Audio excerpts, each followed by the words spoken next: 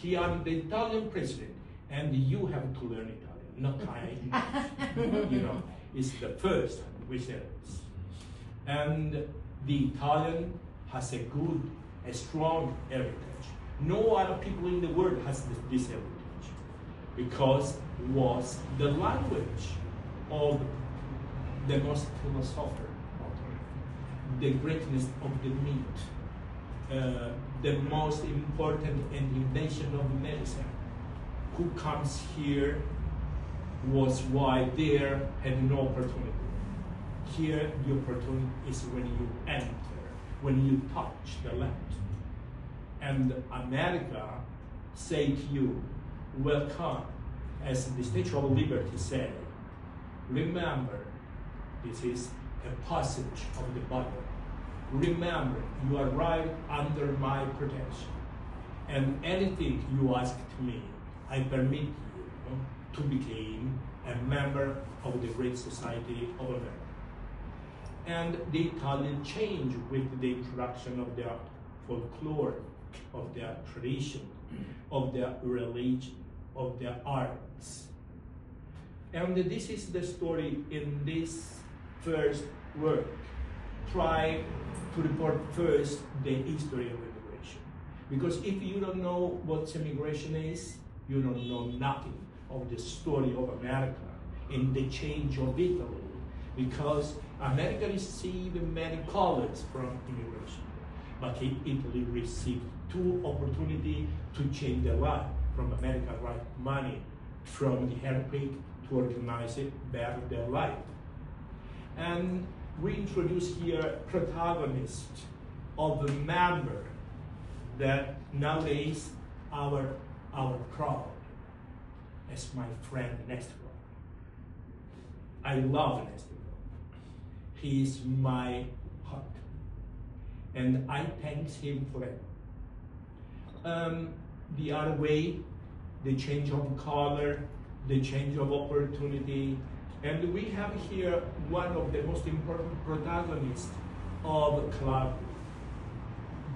The village is named Briatico, a little village near Vibo Valencia, near Tropea, you know.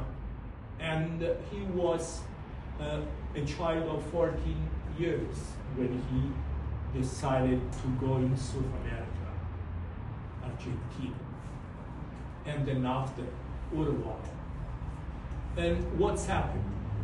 Happened that the uncle was a little bit criminal and used this Negro to work for him for many hours a day, and with so many little money.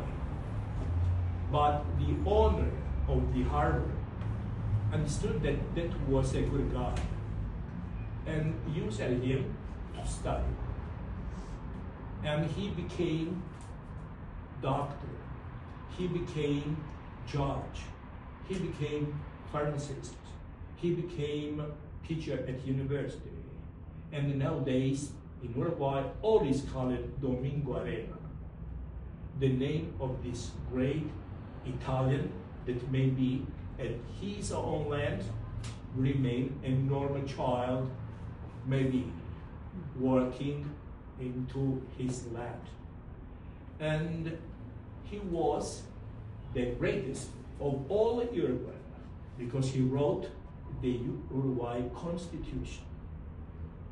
So Uruguay has a constitution, it has a legal law because Domingo Arena wrote it. And at the first article he said, no one from other land may become your president. The president has to come for your own life. But I permit you to have the greatest law, the Constitution. I am the vice president. So he remained the vice president. But the president is from Uruguay. Such other Calabrian, but also from Naples particularly, arrived in South America. But they have no language, no laws to rebuild. And they had the greeter and introduced what we say today, Latin American dance, Latin American music. Latin American music is not a really history from their own nation. It was introduced by our musicians, because many musicians passed to the other land for cultivate a new life that was abolished in their land. This was the problem. And about this, the story of a single man, what happened to someone. We have a very sad story, because who didn't realize their success? They sail on the ship, they go on the ship, and put down in the sea, because it was shame to return back without having to demonstrate the opportunity I was in America.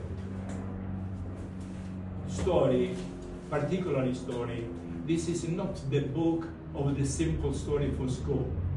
This is the really life of immigration, with people who Nicola received letter, photography, story, interview, and we tell you the reality of single family.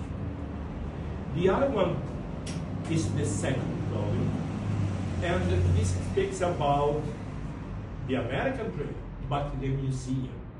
You know, in any part of the world, there is the museum immigration, in which you see face transformed them after, with a very careful care, that at the land, their village, where impossible, you may be accused of a bad woman if you use the hair in a certain way. But in America, you have a style. And the style is astonishing, with the dress, with the color, with anything else. And you see all this, the luggage, the photos, the instrument, any part that belonged them before they come here, and what here they were transforming. One of the most important Italian museums was that one that Mr. Nestico realized in Philadelphia. And yesterday arrived many people to see the image, and they want to understand better what does it represent, what are these objects, how is named into dialect, what is the new way of this family. And we discovered that is a part of the museum that refers to Rocky, or that refers to barber shop or other place.